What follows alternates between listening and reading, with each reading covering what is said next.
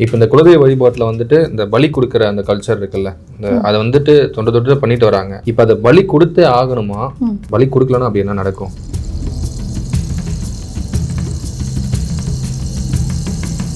நம்ம குடும்பத்தில் உங்களுக்கு நல்லதே நடக்காது. நீங்கள் மற்ற கோயிலுக்கு எவ்வளோ கோயிலுக்கு நீங்கள் போயிருந்தாலும் குலதெய்வம் அனுகிரகம் இல்லாட்டினா அந்த வீட்டில் சாபங்கள் இருக்கும், பெண் சாபங்கள் இருக்கும், பெண் தோஷங்கள் இருக்கும். அது இருக்கும்போது குலதெய்வமாக தள்ளி தான் இருக்கும்னு சொல்லுவாங்க.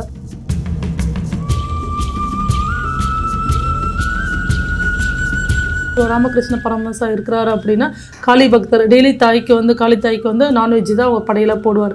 பட் அதை தொட்டு கும்பிடுவார். நான் புசிக்க மாட்டேன், பட் ஆனால் அதை நான் படைச்சு நான் தொட்டு கும்பிட்டு மற்றவங்களுக்கு நான் கொடுப்பேன்.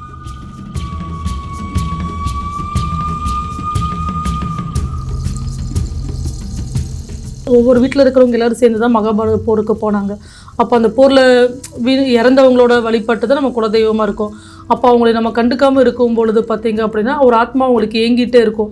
ஏன் குலதெய்வ கோயிலுன்னு சொல்லிட்டு ஒன்று வச்சாங்க அப்படின்னா அங்கே போகும்போது நம்மளை சுற்றி இருக்க முன்னோர்கள், இறந்த முன்னோர்களோ, பெரியப்பா, அப்பா, தாத்தா எல்லாருமே வந்து அங்கே வந்து ஒரு ஆத்மாவாக நின்று பார்ப்பாங்க.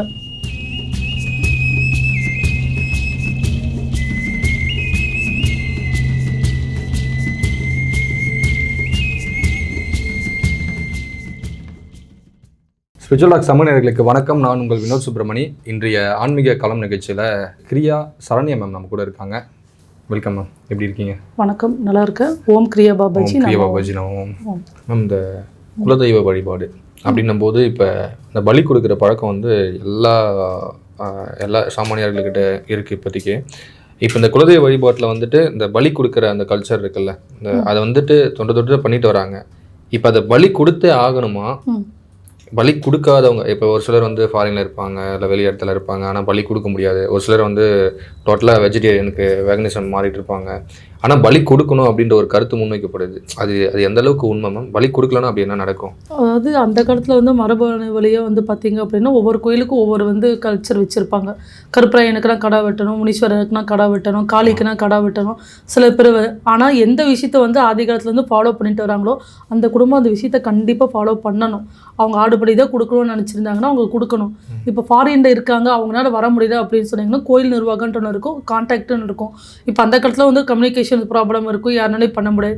இப்போ எங்கேருந்து எங்கே வேணாலும் பேசலாம், எங்கேருந்து எங்கே மணி வேணாலும் சென்ட் பண்ணலாம், ஸ்ட்ரெயிட்டாக அவங்களுக்கே பண்ணலாம். அவங்களால பண்ண முடியாட்டி அப்படின்னா கோயிலுக்கு வருஷத்துக்கு அந்த குலதெய்வத்துக்குன்னு சொல்லிட்டு ஒரு கோயிலில் நோன்பு சாட்டுவாங்க. அந்த காலத்துல ஏன் நோன்பு சாட்டுவாங்கன்னா எங்கே வெளியூருக்கு போயிருந்தாலும் எல்லோரும் அந்த டைம் வந்து அந்த கோயிலுக்கு தேவையான முறையான விஷயங்களை பண்ணோம் அப்படின்னு சொல்லிட்டு. இப்போ ஆன்மீக காலத்தில் வந்து சில பேர் வந்து இப்போ நாங்கள் இனிஷியேட்டட் வாங்கிட்டோம், வள்ளலார் லைனில் ஃபாலோ பண்ணுறோம், நாங்கள் வந்து எங்களால் பலி கொடுக்குறது எங்களுக்கு விருப்பம் இல்லைன்னா நீங்கள் வந்து சாப்பிடணும்னு அவசியம்லாம் கிடையாது. இப்போ ஃபேமிலியில் பெரியவங்களாம் இருக்காங்க, அவங்க செய்கிறாங்கன்னா அவங்க செஞ்சுக்கலாம். நம்ம ஒரு வழியை ஃபாலோ பண்ணுறதுக்காக மற்றவங்களும் அந்த வழியை அவங்களாம் விருப்பப்பட்டு வர்றது வேறு.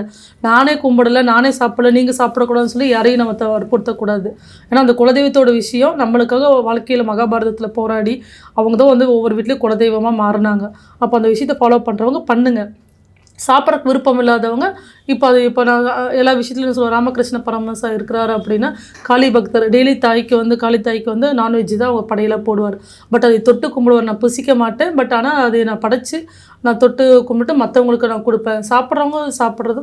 ஏன்னா இதை வந்து அழிக்கிறது, ஒரு உயிரை கொல்றது தவறா அப்படின்னு சொல்லி கேட்டால் அது அதுக்காக தான் படைக்கப்பட்டது. ஓகேங்களா? நீங்கள் யோசிச்சு பாருங்கள், எல்லாத்தையும் நம்ம எதுவுமே பண்ணாமல் அப்படியே விட்டுட்டோம்னா நாட்டில் மக்களாக எல்லா விலங்குகளும் சேர்ந்து ஸ்ட்ரீட்டில் ஃபுல்லாக தான் இருக்குமே தவிர கடவுளால் எதுக்காக எந்தெந்த விஷயம் படைக்கப்பட்டதோ அந்த விஷயத்தை நம்ம செய்கிறது தான் முறை. ஆனால் இதில் எதுவும் ஃபோர்ஸ் இருக்கக்கூடாது. நம்ம சாப்பிடணும்னு அவசியம் இல்லை. பட் அந்த குடும்பத்தில் நீங்கள் வெட்டுறீங்க, கருப்பரையனுக்கு வருஷத்துக்கு வெட்டுறீங்கன்னா தான் அந்த குடும்பத்தில் இப்போ ஒரு ஜாதகத்தில் வந்து பார்த்திங்கன்னா கண்டம் இருக்கும்னு சொல்லுவாங்க. மரணம் கண்டம் வேறு. மரணத்தால் யாரும் தப்பிக்க முடியாது, கண்டத்துலேருந்து தப்பிக்கலாம். சரிங்களா? கர்ணம் தப்பில் மரணம் அப்படின்னு சொல்கிற மாதிரி. அப்போ அந்த வீட்டில் நம்ம பலி கொடுத்துட்டு வரும்போது பார்த்திங்க அப்படின்னா அந்த வீட்டில் நெகட்டிவ் விஷயம் இருக்கும். நம்மளுக்கு ஏதாச்சும் வர விஷயத்த வந்து அவங்க எடுத்துக்குவாங்க அப்படின்னு சொல்லிட்டு எதுவும் காரணம் இல்லாமல் யாரும் எதுவும் வச்சிடல. சரிங்களா? அந்த காரணமின்றி எதுவும் நடந்துடாது.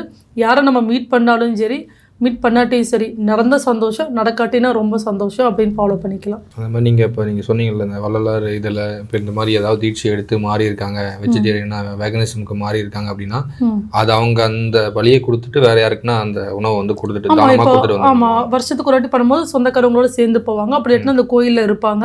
இல்லாட்டினா சமைச்சு கொண்டு போய் சாப்பிட முடியாதவங்களுக்கு நம்ம போய் அன்னதானங்கிறது வெஜிடேரியன் பண்ணணும்னு அவசியம் இல்லை.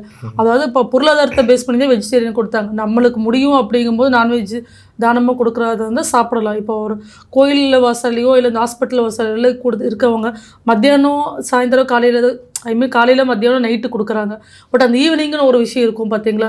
இப்போ நம்மளா ஒரு ஈவினிங் ஆச்சுன்னா ஒரு ஸ்நாக்ஸை காஃபி சாப்பிடணும் பிடிக்கணும்னு நம்மளுக்கு ஆசை இருக்கும்போது அவங்களுக்கும் எல்லாத்துக்கும் தோணும். பட் இங்கே கிடைக்காம இருக்கிறனால தான் சாப்பிடாம இருக்காங்க.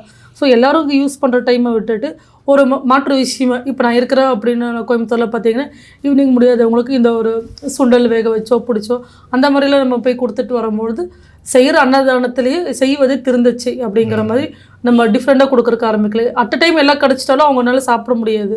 இப்போ காலையில் ஒரு 7 மணிக்கு போய் கொடுக்குறோன்னா நாங்கள் கொடுத்ததுக்கப்புறம் அந்த சுகர் டேப்லெட் போட்டு சாப்பிட்றவங்க எத்தனையோ பேர் இருக்காங்க.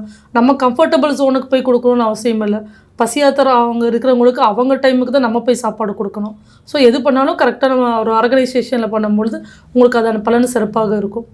Okay ma'am. இப்போ நீங்கள் அதை பண்ணணும்னு சொல்லிட்டீங்க கண்டிப்பாக. ஆனால் பண்ணலைன்னா ஏதாவது தோஷங்கள் அந்த மாதிரி எதாவது ஏற்படுமா? ஆமாம், குடும்பத்தில் உங்களுக்கு நல்லதே நடக்காது. குலதெய்வம் அனுகிரகம் இல்லாட்டினா நீங்கள் மற்ற கோயிலுக்கு எவ்வளோ கோயிலுக்கு நீங்கள் போய் இருந்தாலும் குலதெய்வம் அனுகிரகம் இல்லாட்டினா அந்த குலதெய்வம் அனுகிரகம் ஏன் இருக்கட்டுனா அந்த வீட்டில் சாபங்கள் இருக்கும், பெண் சாபங்கள் இருக்கும், பெண் தோஷங்கள் இருக்கும். அது இருக்கும்போது குலதெய்வமாக தள்ளி தான் இருக்கும்னு சொல்லுவாங்க. பட் அப்போ அதனால் அதில் சரி பண்ணிவிட்டு குலதெய்வம் அனுகிரகம் இருந்தால் நம்ம வாழ்க்கையில் ஒரு துன்பப்படுறக்க வேண்டிய அவசியமே வராதுங்க. அது கரெக்டாக ப்ரொசீஜரை நம்ம பண்ணிட்டுன்னு வரும்போது கொடுக்க வேண்டிய பலியை கரெக்டாக கொடுக்கணும். இப்போ சில பேருக்கு வந்து மாமியார் இல்லை, லவ் மேரேஜ் நாங்கள் பண்ணிட்டோம், எங்களுக்கு அது ப்ரொசீஜரே தெரியல அப்படின்னு சொல்லும் போது பார்த்தீங்க அப்படின்னா அமாவாசை அன்னைக்கு 1 to 3 தான் வந்து குலதெய்வத்தோட டைம். அந்த டைம் போய் 3 பொங்கல், இனிப்பு பொங்கல் எது வேணாலும் வச்சு 21 எலுமிச்சி பழ சாமிக்கிட்ட வச்சு வீட்டுக்கு கொண்டு வந்து லெமன் ரைஸ் பண்ணி இல்லாதப்பட்டவங்களுக்கு ஒரு 10 ரூபாயோ எவ்வளோ நம்மளால் முடிஞ்ச வச்சு தண்ணி பாட்டில் அன்னதானம் பண்ணும்போது தண்ணி இல்லாமல் கொடுக்கறது பலனே கிடையாது. தண்ணியோடு வச்சு கொடுத்துட்டு நீங்கள் வந்தீங்க அப்படிங்கும்போது குலதெய்வத்தோட அனுகிரகம் நம்மளுக்கு கிடைக்கிறதுக்கு வாய்ப்பு உண்டு. அந்த குலதெய்வ வழிபாட்டுடைய அந்த ரகசியம் இல்லாத முக்கியத்துவம் அதை பற்றி கொஞ்சம் சொல்லுங்கண்ணா. இப்போ நம்ம இருக்கோம் அப்படின்னு சொல்லி பார்த்தீங்கன்னா நம்மளுக்கு வந்து நிறைய விஷயங்கள் வந்து நம்ம அம்மா அப்பா வந்து நமக்கு நிறைய செஞ்சுருப்பாங்க. பட் அவங்களை நம்ம கடைசி காலத்தில் நம்ம பார்க்காம போயிட்டோம் அப்படின்னா அதுவும் நம்மளுக்கு ஒரு சாபமாக தான் வரும். தாய் தந்தை மிஞ்சின விஷயம் எதுவுமே இல்லை. இப்படி வந்து அப்படியே நம்ம தொட்டு பார்க்கும்பொழுது அவங்களுக்கு தாய் தந்தை, அவங்களுக்கான தாய் தந்தை. அப்போ ஒவ்வொரு வீட்டில் இருக்கிறவங்க எல்லோரும் சேர்ந்து தான் மகாபாரத போருக்கு போனாங்க. அப்போ அந்த போரில் இறந்தவங்களோட வழிபட்டு தான் நம்ம குலதெய்வமாக இருக்கும். அப்போ அவங்களை நம்ம கண்டுக்காமல் இருக்கும் பொழுது பார்த்தீங்க அப்படின்னா ஒரு ஆத்மா அவங்களுக்கு ஏங்கிட்டே இருக்கும்.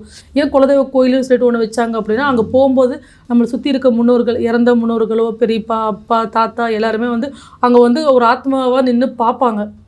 நம்ம கோயிலுக்கு போகிறது வந்து சாமி கும்பிட்றதுக்காகலாம் கிடையாது. நம்ம முன்னோர்களோட ஆசீர்வாதம் அந்த கோயிலில் நிறைஞ்சிருக்கும்.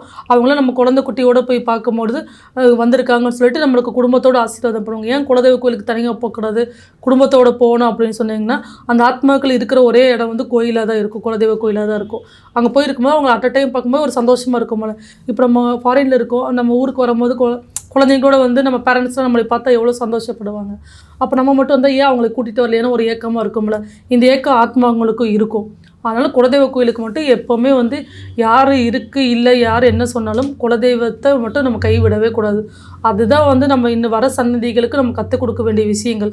நம்ம வந்து எஜுகேஷன் ரீதியாகவோ மற்ற விஷயமோ அவங்களே அப்டேட்டட் நாலேஜ் ஆகிக்குவாங்க. இந்த குலதெய்வ கோயிலுக்கு மட்டும் வருஷத்துக்கு இப்படி போன அமாவாசைக்கு மாதம் குலதெய்வ கோயிலுக்கு போகிறது ரொம்ப சிறப்பு. ரொம்ப கஷ்டத்தில் இருக்கிறவங்க போனால் அதுலேருந்து ரெக்கவர் ஆகி வருவாங்க. அப்படி இல்லாதவங்களுக்கு 3 மாதத்துக்கு ஒரு வாட்டியோ 6 மாதத்துக்கு ஒரு வாட்டியோ ஒரு நல்ல விஷயம் ஆரம்பிக்கும் பொழுது குழந்தைங்களுக்கு சொல்லித்தரணும். அங்கே தான் போய் நம்ம ஃபஸ்ட்டு குலதெய்வத்துக்கு பத்திரிக்கை வச்சுட்டு இப்போ கல்யாணம் அப்படின்னு சொல்கிறாங்க, குலதெய்வத்துக்கு பத்திரிக்கை வைக்கணும் அப்படிங்கும்போது அங்கே முன்னோர்களோட ஆசீர்வாதம் இருக்கும், அங்கே இருப்பாங்க. எப்படா யார் வந்து பார்ப்பாங்க அப்படின்னு சொல்லிட்டு நம்ம எவ்வளோ கோயிலுக்கு நம்ம போனாலும் குலதெய்வ கோயிலுங்கிறோட மகிமை வந்து நம்ம குழந்தைங்களுக்கு இம்பார்ட்டன்ஸ் கொடுக்கும்போது அது வாழையாக தொடர்ந்து வரும்பொழுது அவங்களுக்கு தெய்வங்கிற ஒரு விஷயத்தை ஏன் கொண்டு வச்சாங்கன்னா மனசாட்சி கட்டுப்பட்டு நடக்கணும். கோயிலுக்கு போனால் இந்த தப்பு பண்ண சாமி அந்த சின்ன வயசில் சொல்லுவாங்க கண்ணை குத்திரும் அப்படிங்கும்போது தப்புகள் குறையாக இருக்கும். இன்றைக்கி மாடர்ன் அப்டேட்டட் வேர்ல்டில் சாமி இல்லை, குலதெய்வம் இல்லை அப்படின்னு சொல்லும் போது தப்புகளுக்கும் பிரச்சனைகளுக்கும் ஒரு இது இருக்கும். 6 மணிக்கு மேலே அன்றைக்கி வெளியே போகக்கூடாதுன்னு சொல்லி ஒரு கட்டுப்பாடு வச்சாங்க. அப்போ வந்து சில விஷயங்கள் இருக்குது. இன்றைக்கி எந்த டைம் எங்கே வேணாலும் போகலாங்கன்னு பரிமாண வளர்ச்சி அப்படிங்கும்போது அது நல்லதும் இருக்குது, பாதிப்பும் இருக்குது. சரிங்களா? அந்த ஒரு பயத்தை கொண்டு வரணும் அப்படிங்கும்போது கல்ச்சர் விஷயத்தை ஃபாலோ பண்ணணும். இப்போ அந்த காலத்தில் வந்து காலில் மஞ்சள் தேய்ச்சி குளிப்பாங்க. இப்போ சயின்ஸ் ரீதியாக பார்க்குறவங்களுக்கு இப்போ ஒரு சுற்றி போட்டிருக்காங்க ஒரு எலுமிச்சை பழத்தில். சயின்ஸ் ரீதியாக பார்த்தோம் அப்படின்னா அந்த காலில் மஞ்சள் தேய்ச்சிருக்கவங்க அதை மிதிக்கும் போது கிருமிகள் உடம்புக்கு வராது. அது வந்து ஒரு பாதுகாப்பாக பெண்களுக்கு இருந்துச்சுங்கிறக்காக மஞ்சள். இதே வந்து ஆன்மீக ரீதியாக பார்க்கணும், தீய சக்திகள் சுற்றி போட்டிருக்கும் போது கால் விளையாத தீய சக்திகள் தலைக்கு ஏறும். அப்போ அது கால் விளையாவோ கண்ட்ரோலாக ஏறுங்கிறனால பெண்கள் மஞ்சள் தேய்ச்சி குளிக்கணும் அப்படிங்கிற ஒரு விஷயத்தை கொண்டு வந்தாங்க. ஸோ நம்ம சயின்ஸ் ரீதியாக பார்த்தாலும் பிரச்சனை தான். ஆன்மீக ரீதி பார்த்தாலும் பிரச்சனை தான். ஸோ நம்மளுக்குன்னு சொல்லி ஒரு பவுண்ட்ரி செட் பண்ணிவிட்டு எது நல்லது கெட்டதுன்னு தெரியணும்.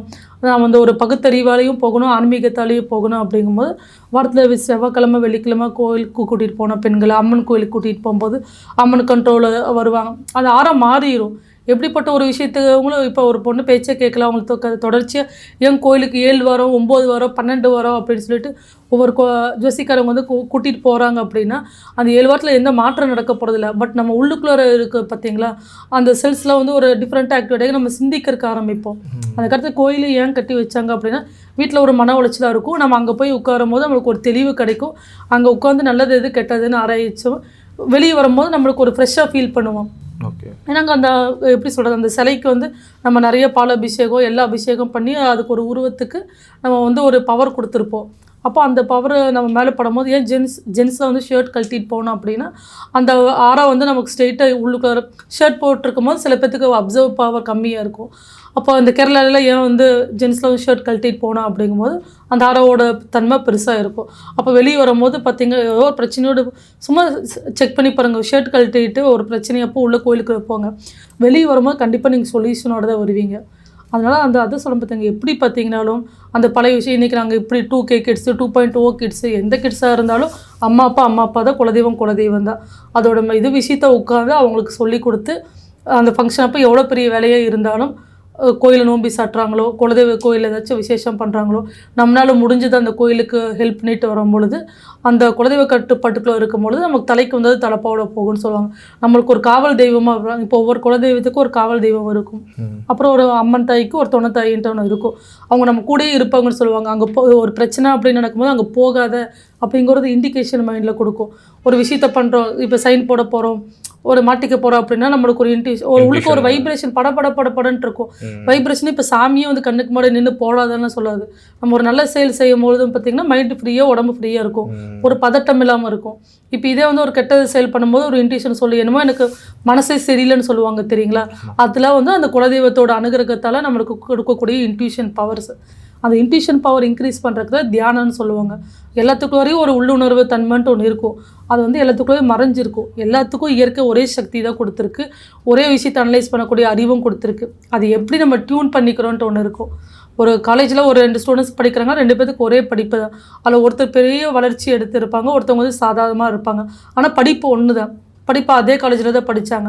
அவங்க எப்படி அதை எடுத்துகிட்டு போகிறாங்க, அதுக்கான உழைப்பு அவங்க எப்படி போடுறாங்க, அவங்களை சுற்றி எவ்வளோ நல்ல விஷயங்களை அவங்க உருவாக்கிக்கிறாங்க அப்படிங்கிறது தான். ஓகே, இந்த குலதெய்வ வழிபாட்டுடைய முக்கியத்துவத்தை ரொம்ப கரெக்டாக சொல்லிட்டீங்க. அதை தாண்டி அதனுடைய பலி கொடுக்குற அந்த கல்ச்சரை வந்து கண்டினியூவாக எல்லாரும் ஃபாலோ பண்ணணும் அப்படின்ற வரைக்கும் சொல்லியிருக்கீங்க. கண்டிப்பாக எல்லாருக்கும் அது பயனுள்ளதாக இருக்கும். ரொம்ப நன்றி மேம். ஓம் கிரியா பாபாஜி. ஓம் கிரியா பாபாஜி.